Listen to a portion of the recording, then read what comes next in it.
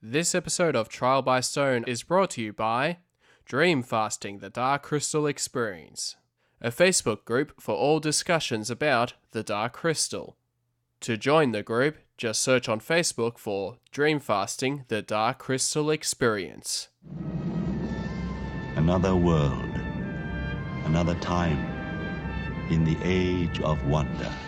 You are listening to Trial by Stone. Trial by Stone! Trial by Stone! This is what I came for. Your vital essence, the Dark Crystal. I can feel something. Hear it almost. Don't move. Don't move? Where would I go? Quiet! And here's your hosts, Philip Mitchell and Bland Garrett. So I guess for this episode, I guess we wanted to chat about the Gelfling Gathering, which was originally when DarkCrystal.com first launched back in 2013. They had a contest for the author quest and for people to write stories for a chance to win a chance to write a prequel novel for the Dark Crystal. And of course, we all know that J.M. Lee won, and hence the Shadows of the Dark Crystal series of books that just came out about a good couple of months ago. And so, but we decided to sort of revisit this PDF document that the Jim Henson Company sort of gave to the entries, I guess, or to anyone that was interested in participating in the author quest. Well, this is their expansion of the canon. We already had a little bit from the Gartham Wars, and this is them actually like saying, okay, this is the direction we're going. This is the new characters we're going to add, the new information, the Gelfling clans. There's this PDF has, as I told you before, as I was taking notes, I realized that I was basically just writing the whole thing down because there's so much information packed into this thing.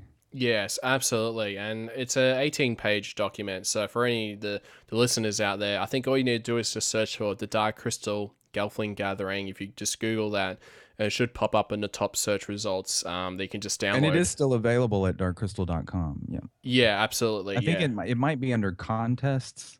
And then you just go to the author quest, and then there'll be some links to the supplemental material. Yes, yeah. And that's another way to to get your hands on this PDF. And it's so I thought we'll try and go through it bit by bit. And I guess that's a thing. Like I guess whether all this material is considered canon or not, because my thinking is, well, yes, it is canon because it's all sort of establishes everything. It's official. It's from the Henson Company.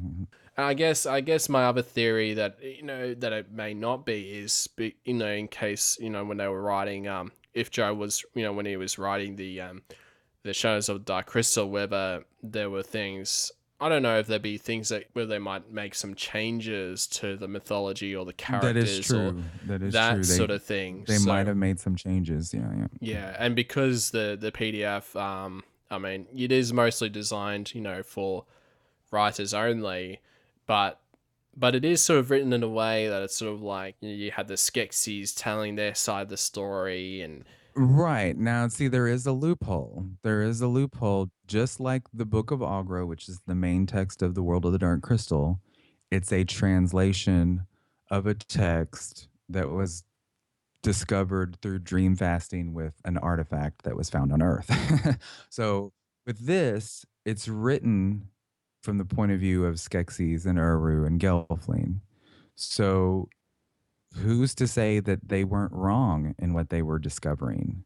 It's mainly their observations of what is going on in the world at this time. The intro and the outro is more set for the reader and not necessarily someone of the time.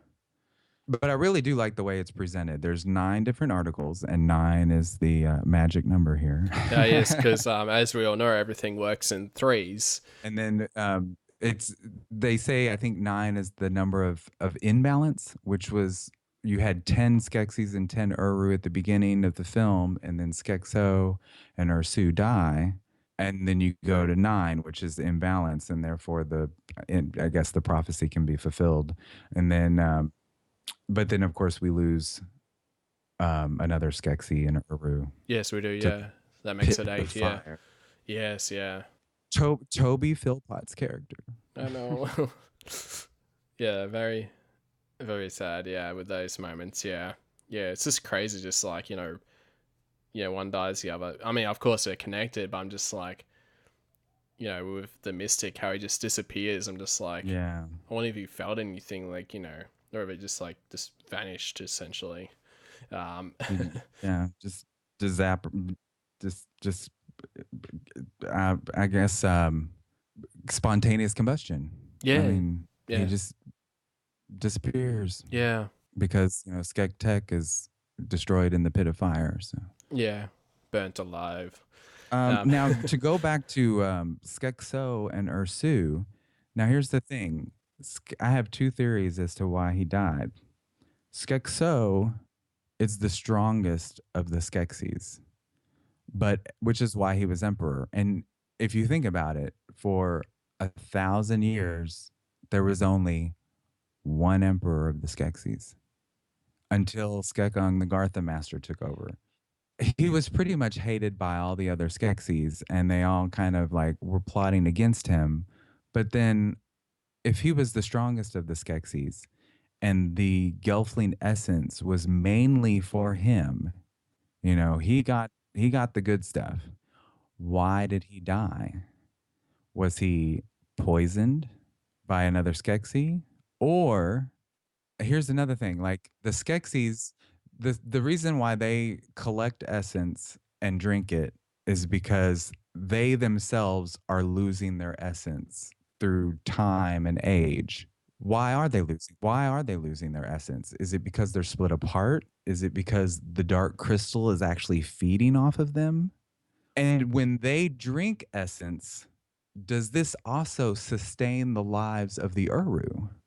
Are they actually keeping the Uru alive by drinking essence? yeah, yeah, yeah, that sort of ET. I guess if you think about ET, well, not like ET.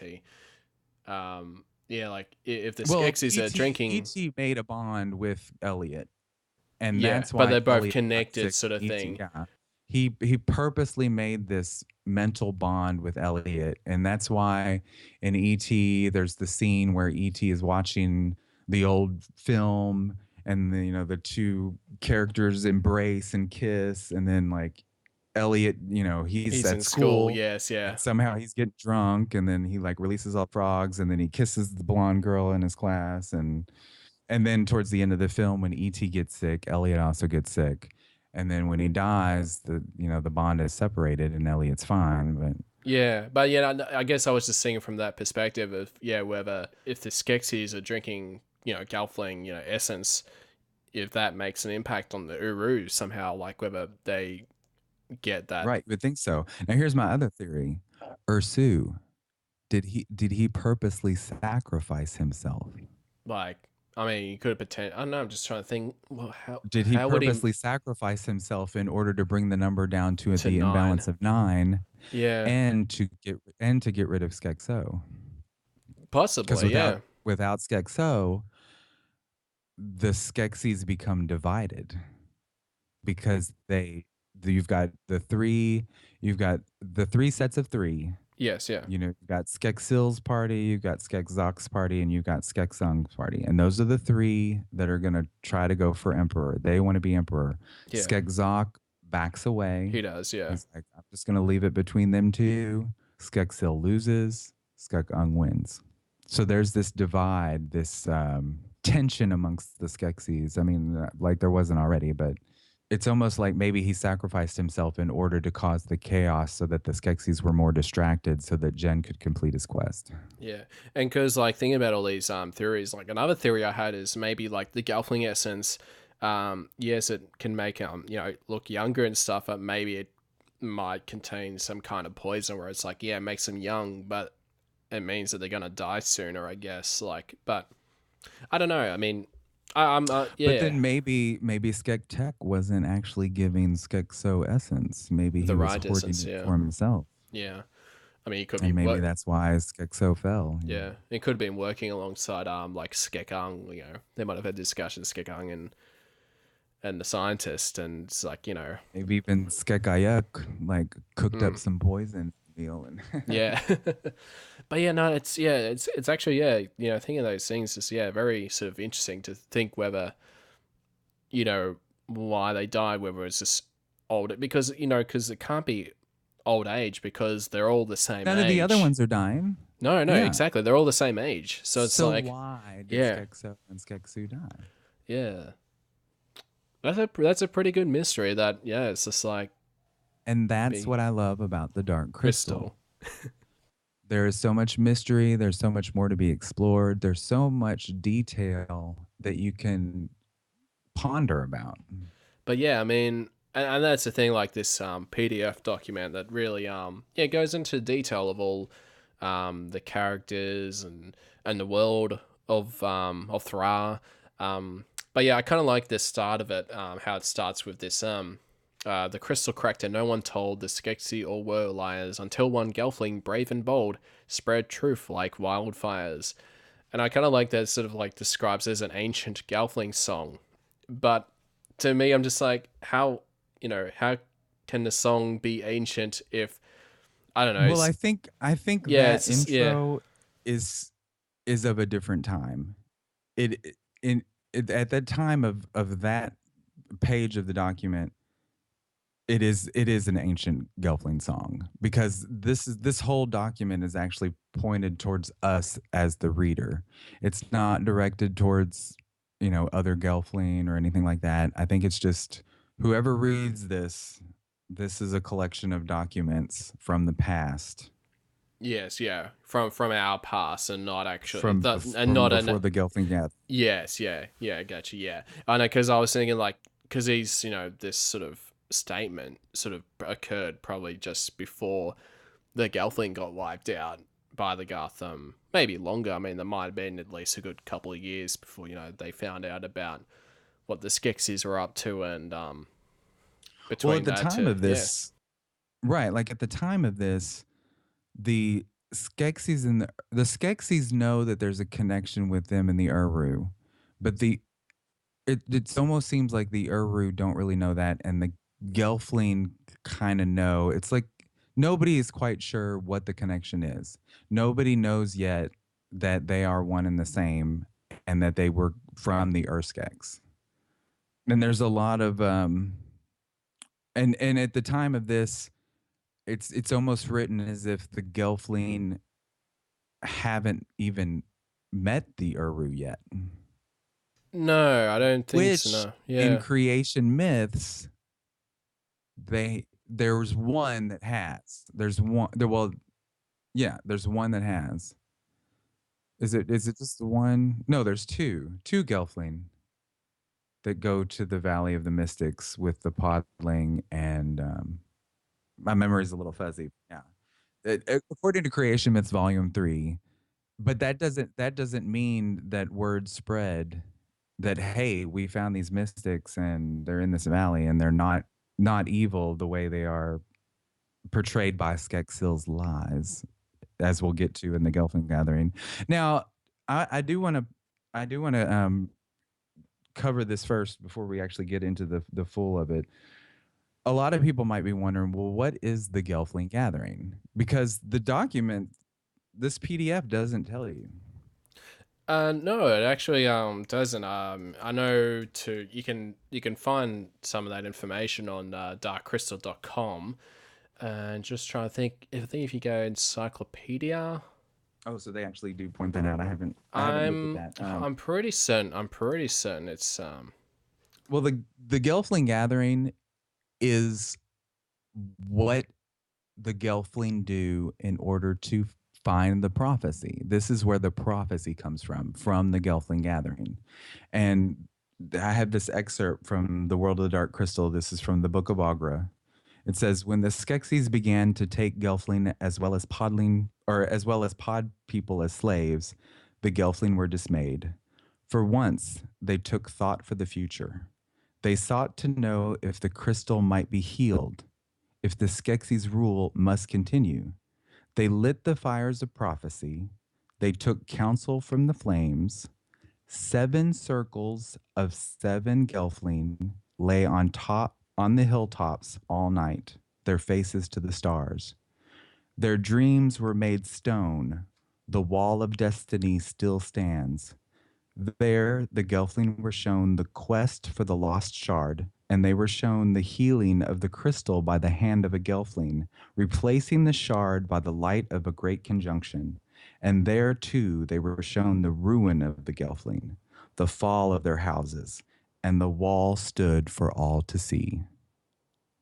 So basically, 7 circles of 7 Gelfling. So you have 7 by 7 on the hilltops all night facing the stars. They had a group communal dream, which created a dream etching, which was the physicality of the wall of destiny, the prophecy.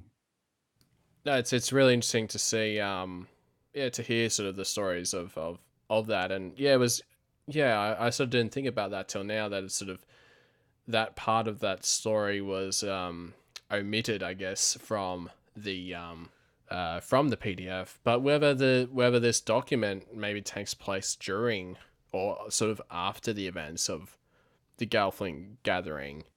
I think it's before. You think it's before? Yeah, yeah. Yeah. Because that's basically what the novels are building up to. They're building up to the actual Gelfling Gathering. Yeah, so I mean, we got, four books. Well, the first one just came out, so we got another 3 to look forward to. Which is very awesome. And so yeah, I mean, the start of the document starts off with Skekok, the scroll keeper. It's just like, don't read this following information. They're all lies. Stop. Read no further. Yeah, lies. Yeah. The Gelfling wish to tell you lies. So I mean, like, with this thing, this could be, read from, the message from the Skeksis to the Gelflings. And this is considered the Emperor's official truth. So if you are to, disagree with the official truth, it's a crime, and your essence will be drained. Read on at your own risk. Yeah. I love this.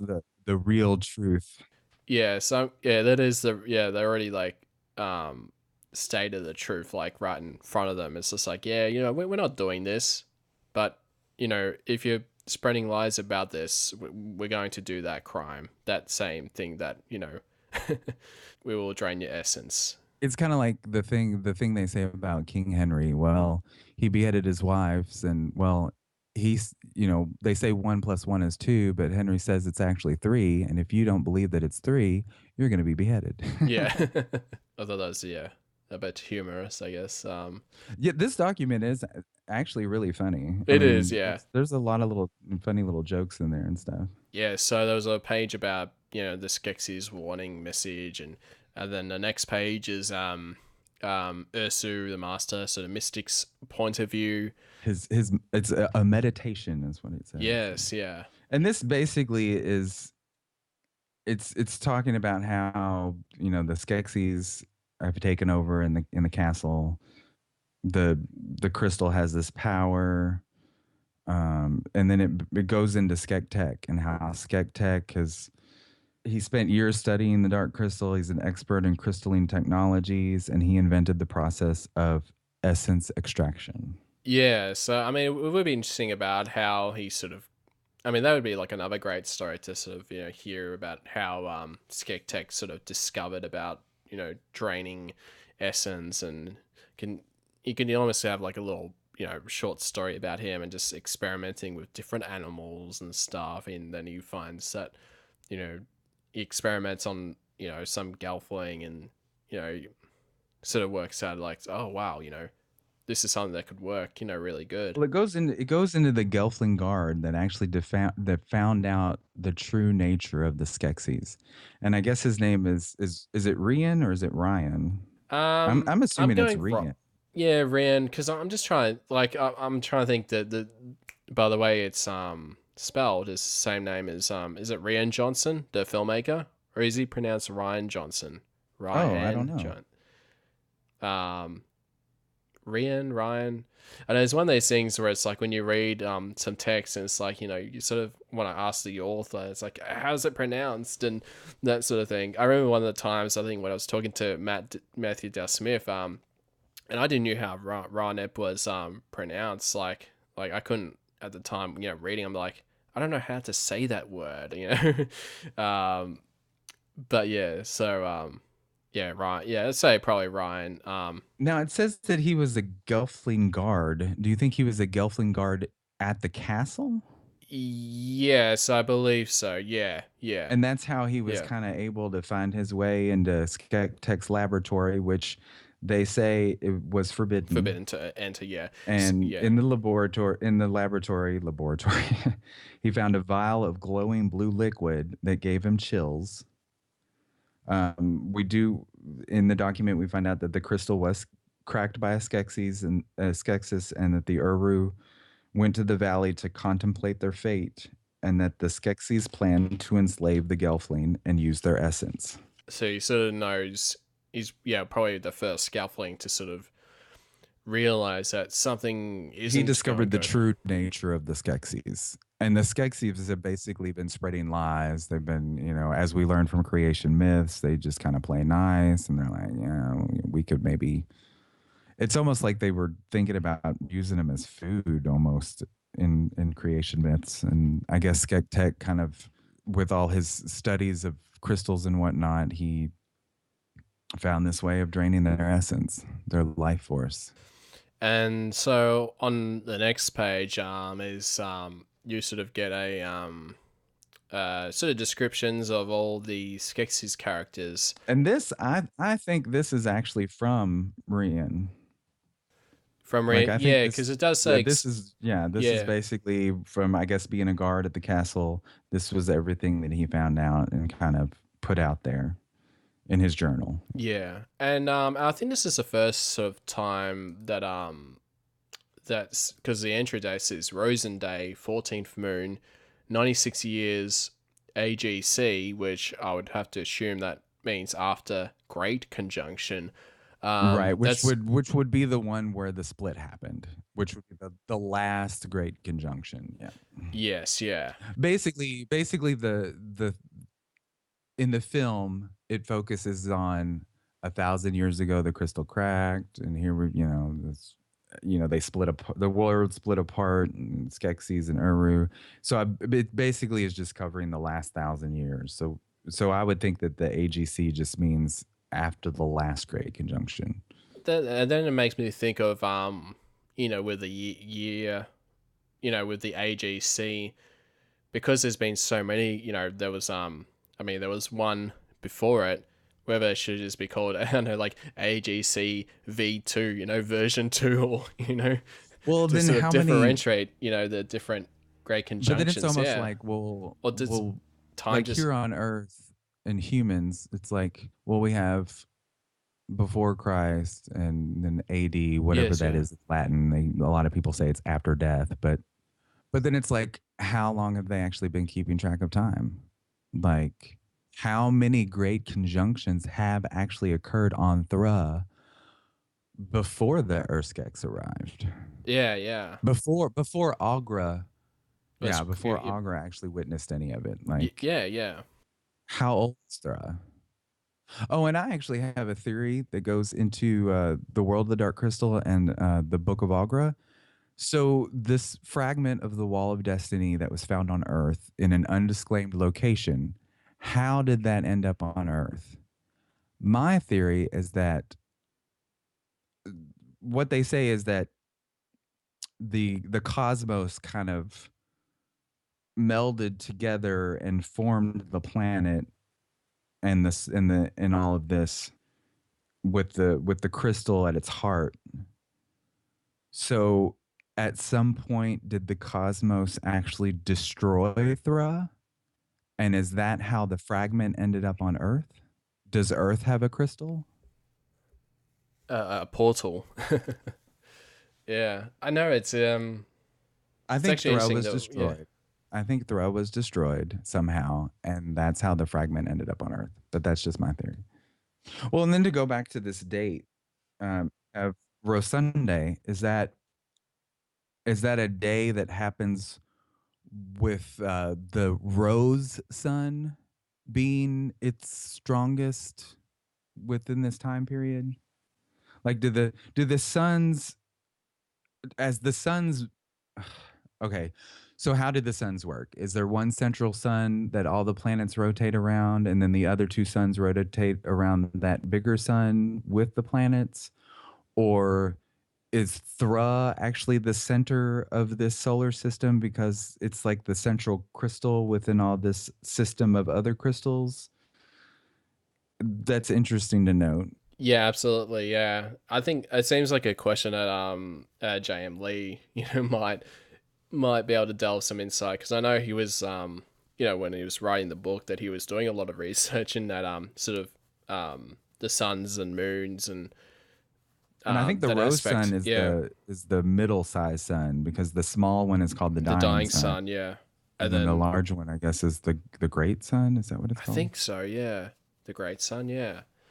But yeah, whether like Rosen Day, if it just means a day of the rose sun, having its And the a the presence, 14th moon, so the maybe foot, it's the the full, 14th moon while the rose sun was at its, strongest, closest to Thra or something. It's interesting to note. yeah, yeah. It's just one of those. Yeah, it's just an interesting sort of that entry date is just very interesting. Like what does Rosen Day represents? What does the 14th moon um mean? I Well, guess like obviously, it's yeah. 96 years after the Great Conjunction that split the Uru. But then again, if this is 96 years after the Great Conjunction of when the split happens, so that means take away 1,000 years. That's like 1,000. There's still A, 904 years left. yeah, 904 years. So, do you think that it might have been? Does that mean that possibly the events of Shadows actually takes place 904 years before? It could. Um, but then I know I'm just trying to think of that. Well, but then how long after this document does the Gelfling Gathering actually happen? Because I kind of feel like the Gelfling Gathering. Because all right, so basically, the Gartham, the Skeksis wipe out the Gelfling. I would say 15 years. I would say 15 years, give or take, before the events of the Dark Crystal.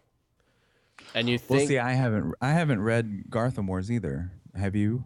Because I I would have, think but that it would I begin was. there. There might I it does vaguely, it. yeah, I The year vaguely, is like yeah, 900 and something, right? yeah. Like I haven't read it for a long time. It is something I'd probably actually like to. I need to revisit that book, the Gartham Wars, which is a 2-volume manga series of books. But no, it was just making me thinking of just the timeline of this document, this excerpt from a Gelfling journal. If this is indeed Ryan, that And this could be yeah, why that's considered an ancient Gelfling song in the beginning, because it happened at 100 years AGC, so or whatever, so maybe that's what they consider it, why they consider it ancient. yeah. But then again, it's sort of like if the Gelflings known about it for 900 years, what took them so long to, if this is Right. indeed Ryan, Well, from they never 904 found the years ago. shard. Yeah. They had to find the shard first, and the Skeksis actually tried to deter the Gelfling from finding it, and they put out a bunch of false shards. And as they would find them, they would give them to Aughra, and even Aughra didn't know which one it was.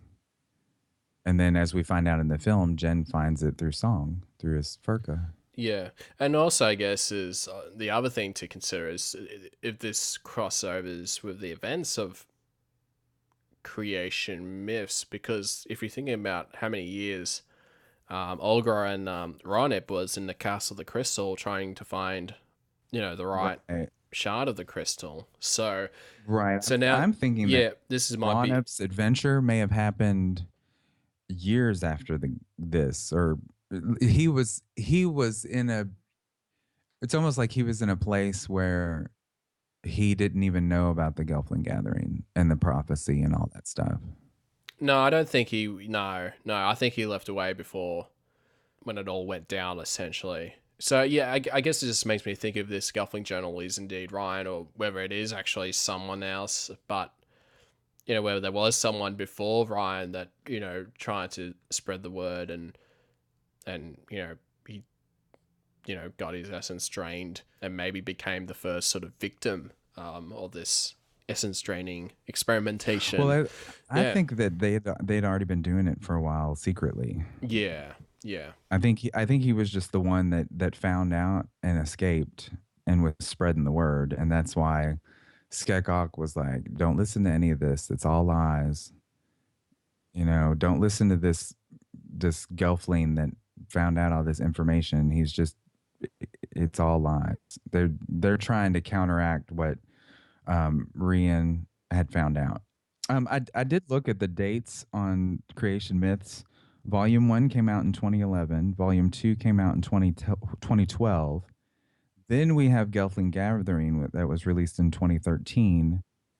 And then Volume 3 of Creation Myths wasn't until 2015. Yeah, that took a very So I'm long time. Yeah. wondering, I'm wondering if the delay was because of this new canon that they were adding. I mean, that's the thing that I sort of thought that might have been the case of the delay, because I think like they had the Gotham Wars, and then they had the Creation Myths, and I think maybe it might have been around, maybe even like with Creation Myths, so they're sort of trying to work out like they probably didn't really think about the canon maybe till after the second volume, that they're like, okay, we want to bring this franchise back in a big way. We need. Well, if you remember, Volume 1 was formatted differently than Volume 2 and 3. It had the interludes of the poems and whatnot, and all those little extra little Short stories, myths Yes, yeah. that were tucked in there. And Volume 2 and Volume 3 is not like that. So I'm wondering if maybe, they were like, well, let's kind of, this is getting buzz. We really do want to expand this and continue this.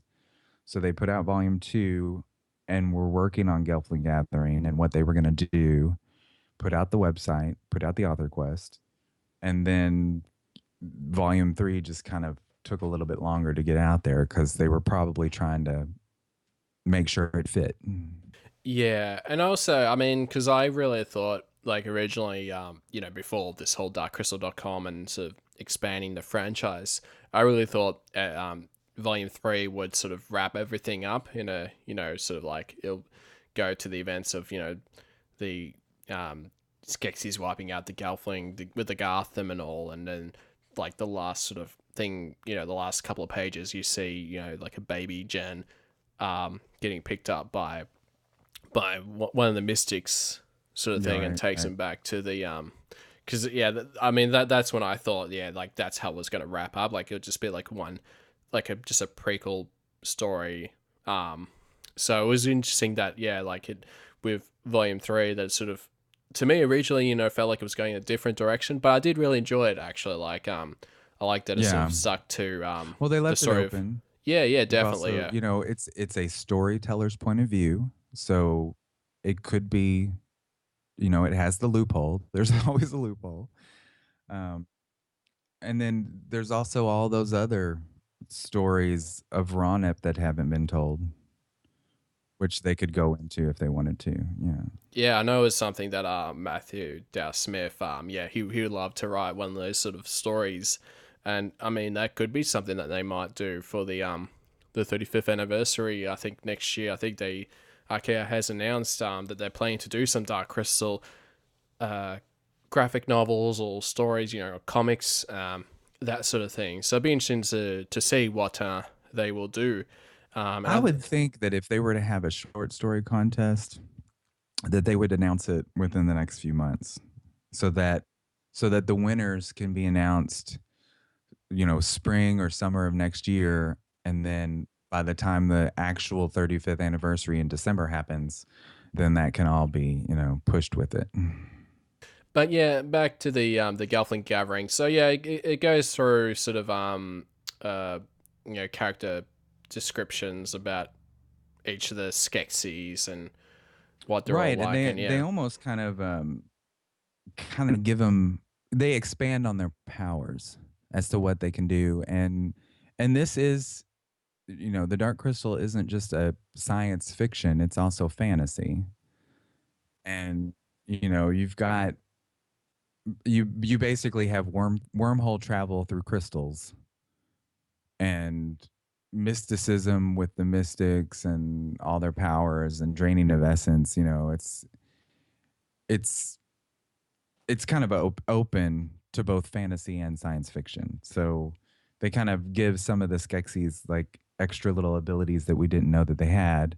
Of course, in the film, they're pretty much falling apart. They're so old. yeah. But in their youth, I know. they've only been around for 96 years. So here we go. Yeah. I mean, based on with the journal. So we know that Skekso is the largest, the strongest, and the most wicked. We also see here that the Skeksis Empire sprawls across the entirety of the world. Yeah, it's interesting because I thought like they all just hang out at the castle, but yeah, now at this time there's what, 17? So 1, 2, 3, 4, 5, 6, 7, 8, well, there's 9, 17 10. altogether because when they split in Creation Myths, one of the Skeksis kills an Uru right off the bat, and then the Skeksis counterpart dies. Yes, yeah. So we're down to 17. But I kind of looked into this when I was looking at all these names, and I was like, okay, so how many? We've got 2 new names in here that aren't from the film. But if you go to darkcrystal.com and you look under Skeksis and Uru, they have names for all 18. So then which ones died at the time of the Great Conjunction? If you look at the names at the very bottom of the page, you have Skek Yi, and you have, I'm not actually on the page, and you have Urya. Those are the only ones that don't have titles. Everyone else has their little title. The Emperor, the Ritual Master, the Gartha Master, etc., etc. At the very bottom of the list, you have Urya and Skek Yi. They don't have a title. So my theory is that those were the ones that died when the Great Conjunction happened and they split and had no idea what was going on. And one of the Skeksis attacked an Uru. Because, I mean, they didn't have like a definition of what they are, they're not the something. They're dead. They're kind of unknown. But then at the same time, there's some of these don't have links to their descriptions. Yeah, like on I'm looking up the encyclopedia for the Skeksis, and like you don't have Skekvar or Skeklak or Skekrar, and there's like 1, 2, 3, 4, 5, 6. They don't have links to their descriptions. No. But were all of those named in the Gartham Wars? Because if you look at the details, all of these appear in the Dark Crystal. Oh, then you've got the Gartham Wars, both of them, and then Creation Myths 1, 2, and 3, and then Shadows. So where are these Skeksis named? Are they named in Shadows, or are they named in Gartham Wars? Because we know Ergo wasn't Skek. I was trying Skek. Say Skekvar is Skekvar is from Volume 3, right? Yeah. Yeah. Yeah, I don't know about the others, where the names are from. They might be in the Gartham Wars of the Trial by Fire, but I like you've read Shadows. I have read Shadows, yeah, and I know you haven't, so I know we won't go into the but are any of those are any of those in Shadows? I mean, I'm sure Skekvar probably is. I'm just trying to think. I'm trying to think. Come on. I'm trying to open the Shows of the Dark Crystal. Because the thing I love about the iBook version is I can actually I can actually search up. So it's like if I search, I think Skeklak, I think he's in here. So Skeklak is in it. He's mentioned. And he's the collector. The collector, yeah. Yeah, I know he has a part in the book. And again, I won't say, what, for spoiler reasons. But yeah, but none of the other Skeksis I don't think are, mentioned or wherever they appear, but they're just in the background, just unnamed or yeah. And Skek Mall is also in Shadows, and I think that's his only source key on his. It just says that Skek Mall the Hunter appears in Shadows of the Dark Crystal, and his counterpart is Urva the Archer. Yes, yeah. But then Skekvar the General doesn't have a link. No, he does not. No, because yeah, you think they could update that to include about him in volume, of what happened in volume 3 of the Dark Crystal creation myths. But yeah, I mean it's interesting, yeah, about all this information and from based on this, Right, because we have names of all 18 Uru and Skeksis now. Yes, absolutely, yeah. And from the Gelfling journal, at the time, there is a link between the Skeksis and the Mystics, but they don't know what it is. Which I mean, we know what it is. Based, that they were split apart and they were one, and all that. Well, at the top of this document, just to point out, I'm assuming this is from Rion. It says, "No one believes me, not even my father. The Skeksis lies are easier to believe. Yet I know what I have seen. I can feel the truth of it. I have glimpsed horrors, but not just horrors. I have learned as well. Valuable information that I here record. May it someday serve my people in their inevitable fight." So at this point, nobody believes Rion. No, not at all. But then none of them have been to the castle. That's a privilege. Yes, because he was a guard, pretty much. At the castle, at the castle of the Crystal, working with the Skeksis, I guess. But yeah, he just didn't look inside too deep, I guess, or because I mean there was that one room, the Skektek's room, that was out of bounds, that he sort of went in and discovered the truth in that way. Yeah, like it mentions the Emperor, it mentions Skektek. We already know, about him and his ability to. He's really weak, but he has all this knowledge about crystalline powers and whatnot. He learned how to extract essence. Then it goes into Skekmal the Hunter, and he is lightning fast and can dodge arrows and disappear into trees.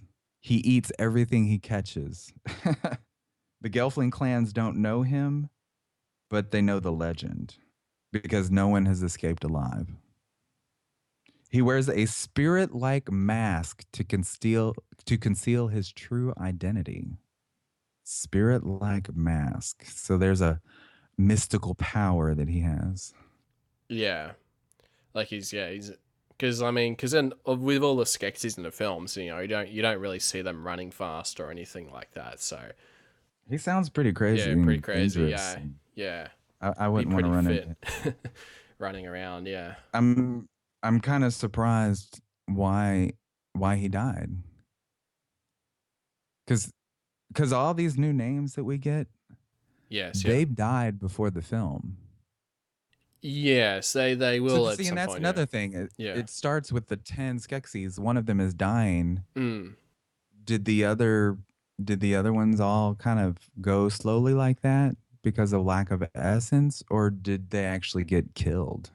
Yeah, I mean, I think they could either be potentially killed or It makes me think about if there was like Skeksis that sort of were exiled and they just I don't know, exiled from the Castle of Crystal, sort of similar to I what mean, happened to yeah, the Skeksil Chamberlain. in Still. like the Chamberlain in the film, but whether like I don't know, say one of those characters like I don't know Skekmal for example, if he somehow got exiled and but he never came back, with but then again, his counterpart would have to been alive as well, so. Until he was killed. It's interesting to contemplate like what was the demise of those other. Well, we know that one died at the conjunction, but what was the demise of the other seven?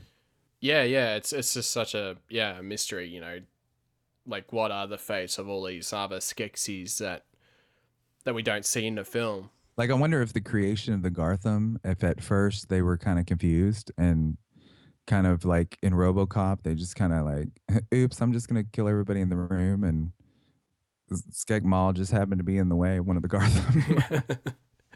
Yeah, I know. If the Gartham were kind of like Terminators in the beginning, they just kind of killed everything, and it's like, no, Skek Tech, get over here and fix their crystal eyes. Come Yeah. on. We want them to kill Gelfling. But no, it's really interesting stuff. That I don't know that might be something that they might look into with future stories. The fates of some of those Skeksis that we don't see in the films. I think it's going to be a wait and see, I guess. Yeah. So then we go into Skeksil, and he's the master of diplomacy. He he flatters the emperor to his face, but he plots against him behind his back. Skeksil is a worm. Yes, the He's master of diplomacy. uh, he's he's conniving. He's very untrustworthy, in my opinion. There's there was a theory there for a while that maybe he was the reason why the prophecy was fulfilled. Like maybe he was so pissed off that he was banished that he wanted to bring the Gelfling to the castle. Yeah, I mean it's interesting. Yeah, like whether he really wanted to help the Gelflings or not, And or yeah, I think that's in the notes that Jim Henson and ACH Smith exchanged in the reprint reissue of the novel. okay, yeah. That's kind of cool. Yeah, and then you got Skekvar the general. When the Chamberlain's lies do not work, the Emperor turns to his general for a more forceful solution. He's the most honest, Yes, yeah, a but master of martial yeah, skill and strategy. not above using dirty tricks. No, He's a yeah, Skeksis. yeah. He might be the most honest, but what's an honest Skeksis really? Yeah. And so I'm just trying to think, and then you got the slave master, Skeknar. Skekna, yes. And he's in creation myths, as we know. He was hit in the head by Skekso. Yes, and I guess like in the film that he was the one with because he has like that crazy hook thing, and when they're doing the trial by stone, he's like pushing the podlings, and it's like move, and that was actually performed by Mike Quinn, one of the Hmm. I think puppeteers. Yeah. in the novel, they describe him as actually running over to a pod slave and ripping its head off for singing out of key in the chorus, because they would have the slaves sing in a chorus, and if they were out of tone, he would rip their head off. Jeez, yeah. This world is a lot darker than the film portrays. Yeah, the book is, yeah. He is the most skilled in the art of deception. Yeah, yeah. Blackmail, bribery. He has spies. With the help, see, and this is interesting. He can take on many forms with the help of the ritual master to walk amongst his enemies undetected. So there's another mystical power. Mhm. Whether he's able to disguise himself, like, I don't know how. It must be like a magical transformation, like, if he Yeah. disguise himself as like a Gelfling or, yeah, or a Gartham or Probably wouldn't do a Gotham. Yeah, I'm Well, just and trying then to it think goes how that would to work. Yeah.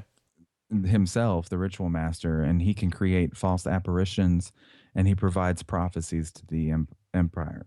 It has that very magical element with all these Skeksis, what the powers and that they're able to do. Compared to the Earth Skeks, basically, I mean, they can just communicate through, telepathically, I guess. Whereas with the split apart that we see with the Skeksis, yeah, they seem to be, they can do, pretty dark things, and they can, pull off some stuff. That's for certain, yeah. So according to this document, they only know of 10 names of Skeksis. So you have the 7 that we just mentioned, and then you have Skekok the Scroll Keeper, Skekshad the Treasurer, and Skekek the Ornamentalist. And he says that, and no doubt, in time I shall meet them all. And then I really love the closing of this document. There's one more thing, not information exactly, but a feeling I have had for some time. There is a link between the Skeksis and the Mystics, a hidden bond that ties them together. But for all my sifting of thoughts, I do not know what it is. So he can sense that there's a connection between the two, but he still doesn't know that they are from the same being. And it must mean that this Gelfling has also encountered the Mystics as well, to be able to probably work one and one together, I guess, as a possibility. Yeah, because I'm like, because I don't think they really know the Mystics so much. Like, I think the Mystics are a bit of a mystery, but I think this Gelfling, if it's I think if it is later indeed on in the right, document, later on in the document, they almost kind of go into explaining that even the Gelfling haven't met the Mystics yet, and that's why they're spreading all the lies, because they want to make sure that that they get to the Gelfling before they get to the Mystics, and that's all in the. I guess we'll get into that in the next episode, but that's all from Skeksil's document that's in here. And it could just mean that Skeksil is misinformed, that he himself doesn't know that the Gelfling have already made contact with the Mystics. But of course, in Creation Myth Volume 3, we already know that they have. Well, at least some of them have. But that doesn't mean that the word was spread, or that anyone believed him, because the Skeksis lies are easier to. But yeah, I think they'll wrap up for this episode of Trial by Stone, and next time we will continue discussing the second half of the Gelfling Gathering document. So for any of you listeners out there, it's definitely worth checking it out. Just go to darkcrystal.com, click on contests, and then you can click on, I think, the author quest, and I think on that page there is like a link to the PDF document that's worth checking it out. So we'll continue with the next episode to continue discussing about it. And you know what? I'm clicking through here to see. Oh, yes. Here we are. Author quest, the finalist, visit the finalist page. At the very bottom, here we go. Finalists, guideline, the Gelfling Gathering, author's resource is what it's called. Yeah. So it is there. That is the path that you would take if you go to darkcrystal.com. You've already taken too long, Gelfling. Hurry! At last, the crystal calls. It is time to return to the castle. The crystal calls! To the crystal chamber! And so that's all the time that we have for. If you like to get in contact with us, you can send us an email at darkcrystalpodcast@gmail.com. Anything at all. If you have questions that you want to know about us personally, if you have show suggestions, if you have your own opinion on things that we've discussed, or things that we've discussed and then it put another thought in your head and you thought, well, I thought this, and maybe we'll mention it on the show. Yeah, absolutely. Yeah. you can visit us on our Facebook page, which is at facebook.com/Dark Crystal Podcast. You can follow us on Twitter at Dark Crystal Pod. And also, if you like the show, then, would like if you're able to write a review on iTunes, give us a 5-star review. That just sort of helps spread the word about the podcast. And share and like, and just anything to help spread the word about the podcast. So I hope you all enjoy the show and come back next month for more Trial by Stone.